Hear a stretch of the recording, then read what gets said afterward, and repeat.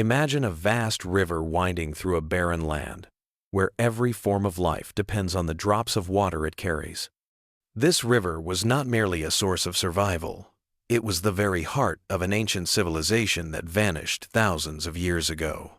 To its people, the river was mother, father, and God all at once, holding the key to prosperity.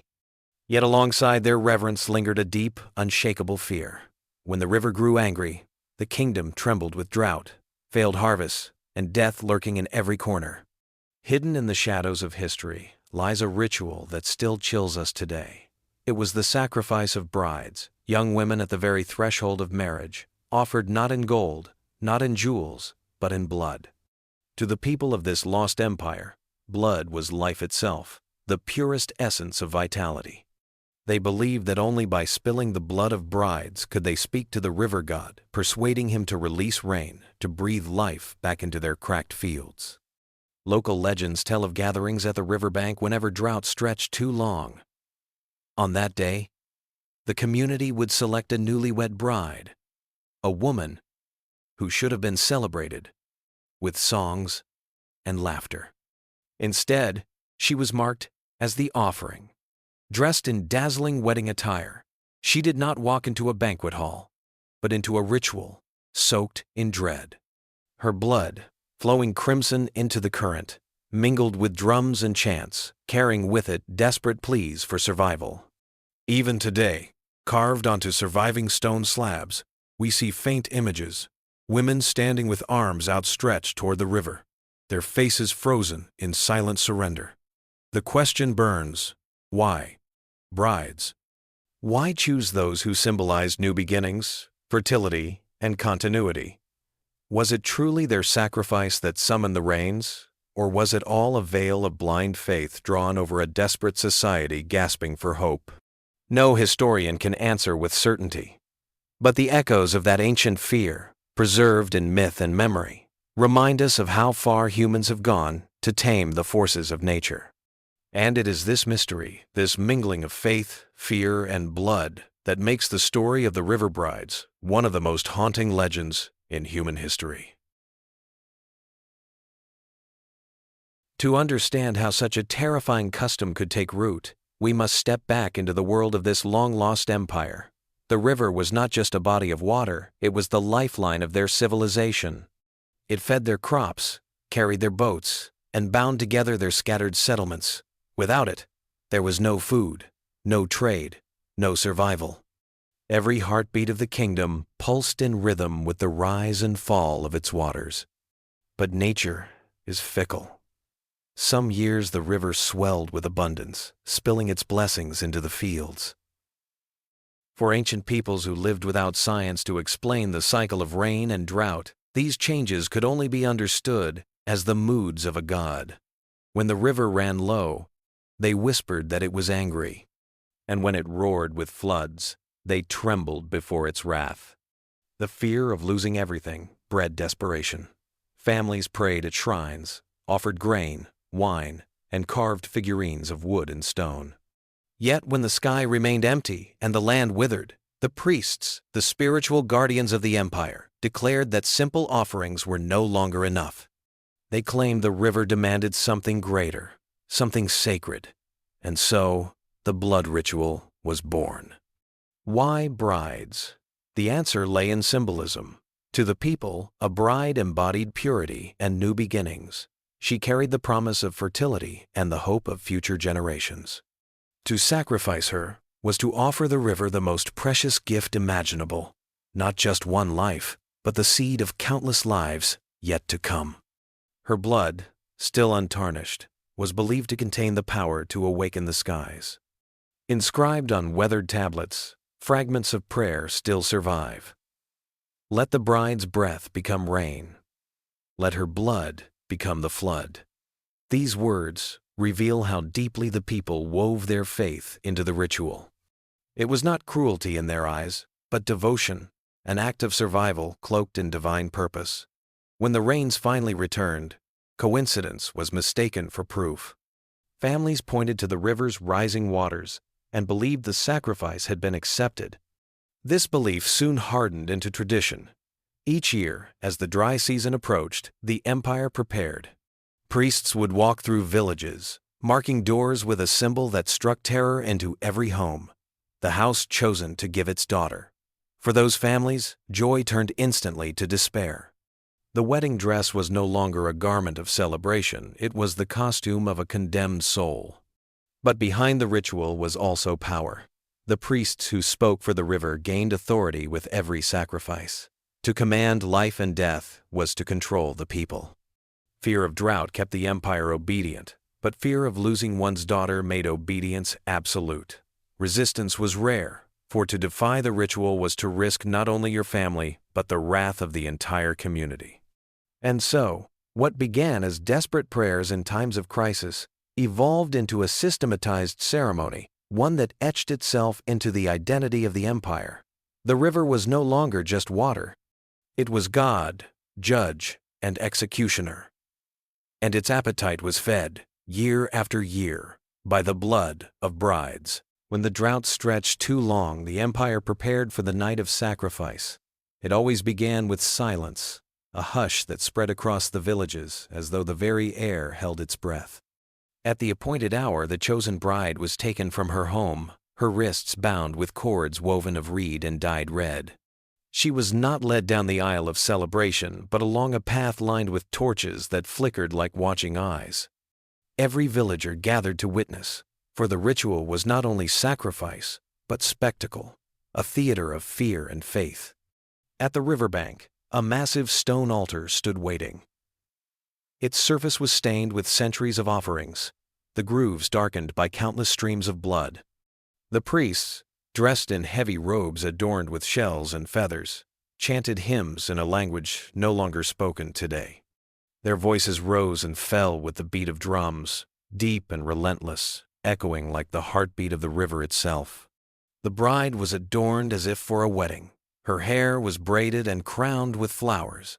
Her gown shimmered with embroidery, dazzling beneath the moonlight.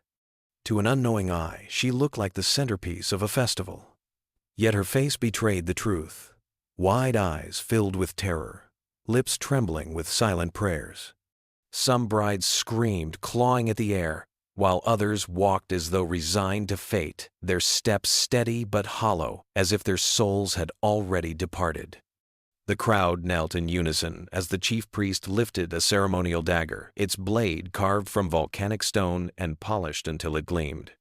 He spread his arms toward the river, invoking the god with words meant to bind heaven and earth together. Accept this gift, drink her life, and return to us the waters of mercy. Then came the moment no one could look away from. The priest pressed the blade to the bride's skin. Sometimes it was the wrist, sometimes the chest, sometimes the throat, depending on the tradition of the year. The first cut was met with a collective gasp, a sound torn from hundreds of throats at once. Crimson blood spilled, caught in bronze bowls decorated with spirals meant to mirror the river's current.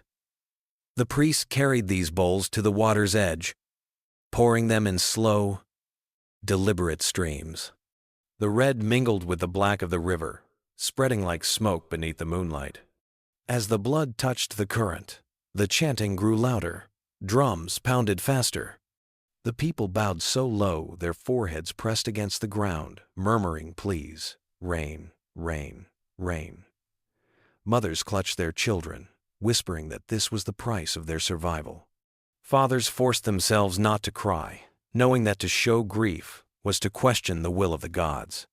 Once the sacrifice was complete, the bride's body was sometimes placed upon the altar as an offering, other times committed to the river itself. Witnesses described the water carrying her away, her white gown blooming crimson as it drifted into the night. To the onlookers, it was a sign. Her spirit had joined the river, becoming one with the god who ruled their destiny. For hours afterward, the chants continued. Flames from hundreds of torches reflected across the rippling surface of the water, turning the river into a mirror of fire and blood. The priest declared that the god had heard, that rain would soon follow. And when the first drops did fall, even weeks later, people pointed upward with tears of relief. They believed the bride's sacrifice had unlocked the heavens. But not every ritual ended in rain. There were seasons when the sky remained mercilessly clear, and still the people returned to the altar, convinced they must have failed the god in some way. Perhaps the bride was unworthy, they whispered. Perhaps the offering had not been enough. In those years, multiple brides were chosen, entire ceremonies repeated, until the priests proclaimed the god's hunger satisfied. This was the terrifying heart of the empire's faith, a cycle of hope, fear, and death, where young women bore the burden of the land's survival. Each ritual bound the people tighter to their river, but also chained them to a darkness that would forever haunt their legacy. The ritual was not just a moment at the riverbank, it seeped into the very fabric of daily life. For families with daughters, every year carried a shadow of dread. A girl approaching marriageable age was not a source of pure joy, but of gnawing fear. Parents whispered at night, praying that the priests would overlook their home when the season of drought returned. Mothers wept in silence as they sewed wedding gowns, not knowing if the garment would clothe their daughters for celebration or for sacrifice. Communities lived in the grip of this fear. To be chosen as a bride was no longer entirely an honor. It was a gamble, a roll of fate's dice. Some brides were celebrated in festivals, others marched to the altar of death. Children grew up watching this cycle repeat, learning early that life was fragile and the gods merciless. Trust between families frayed, as neighbors secretly rejoiced when another household was marked instead of their own. Survival bred quiet cruelty, the kind that corrodes societies from within. Yet the cruelest irony lay in the outcome. When rains returned, the people praised the gods and credited the sacrifice. But when the skies remained dry, they did not blame the priests or question the ritual. Instead, they blamed the brides. Rumors spread that the chosen girl had been impure, unworthy, or unwilling. Families were shamed, accused of angering the river god. Some were exiled, others even executed for supposed defiance. Thus, suffering multiplied. Not only did they lose a daughter, but their honor was stained for generations. Over time, this cycle of fear hardened into law. Ritual sacrifice became codified in the traditions of the empire, its rules etched onto stone tablets. The priests claimed divine authority to choose brides, and to resist was treason. Families who attempted to hide their daughters faced brutal punishment. Entire villages could be punished for sheltering a girl meant for the ritual. In this way, fear kept the population obedient, and the priest's power remained unchallenged. The emotional toll was immeasurable. A culture of silence took root. Fathers trained themselves not to grieve openly, lest they be seen as unfaithful. Mothers learned to bite back their screams, to stand motionless as their daughters were taken. Even the survivors carried scars, sisters who watched sisters vanish, brothers who remembered the echo of drums in their nightmares. Weddings themselves became haunted events, every laugh tinged with anxiety, every vow shadowed by the possibility of death. Legends tell of families who tried to flee. Some escaped to distant lands, abandoning their ancestral homes to save their daughters. But many were caught, dragged back, and made examples of. Their deaths reinforced the lesson. No one escaped the river. The message was clear. The river's hunger was greater than any family's love. What emerged was a society bound together not by joy or loyalty, but by collective terror. The river was worshipped, but it was also hated in secret. Songs of praise were sung in public, while curses were whispered in the dark. Over centuries, this duality eroded the empire's spirit, draining it of trust and hope. Even as the priests gained power, the people's hearts grew hollow, carrying a grief too heavy to name. And so the ritual, meant to preserve life, devoured it instead. It consumed not only the brides, but the bonds of families, the innocence of children, and the very soul of the civilization itself. No empire lasts forever. The civilization that once knelt in fear before its river eventually collapsed, leaving behind only fragments of stone and whispers carried by time. Archaeologists uncovering the ruins centuries later found weathered altars near the riverbank, their surfaces scarred with cuts that no rain could wash away. Carvings on tablets showed women with outstretched arms, their bodies poised in eternal surrender. To modern eyes, they are haunting echoes of a practice both desperate and devastating. Historians speculate that the very ritual meant to preserve the empire may have contributed to its downfall.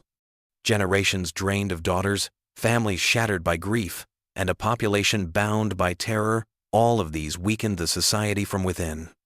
Meanwhile, droughts and floods still came, indifferent to the blood spilled on the altar. Faith had been traded for fear, and in that bargain, the empire's spirit withered. When neighboring powers rose, this once mighty civilization could no longer resist. Its temples crumbled, its language faded, and its gods were forgotten. Yet the stories remained. Passed through folklore, preserved in myth, they reached us as warnings. In villages downstream, elders still whisper of the river brides, telling children of the price their ancestors once paid. Some tales portray them as heroines who gave their lives for the people, others as victims whose blood was wasted in vain. Both versions carry the same weight, a reminder of the human cost of blind devotion. Today, as we stand by rivers that still flow, we ask ourselves, what does this legacy mean? The people of that empire were not evil. They were terrified, desperate, and searching for meaning in forces they could not control. Their ritual was born from a human impulse, as old as time, the need to bargain with the unknown. But their tragedy shows us the danger of surrendering to fear. When belief becomes bloodshed, when faith demands the lives of the innocent, it ceases to be devotion and becomes destruction. The lesson left by the river brides is simple yet profound. No god of rain, river, or harvest ever needed blood. It was humanity that demanded sacrifice, humanity that turned its daughters into offerings. And in doing so, they revealed both the depth of human desperation and the cruelty that fear can unleash. The empire is gone, its gods silent, but the river still runs. It flows as a witness, carrying with it the memory of those brides, reminding us that the past is not just history, it is a mirror. In its reflection, we see not only their mistakes, but also a warning for our own age. Beware the shadows of fear, for they can make us blind enough to spill blood in the name of hope.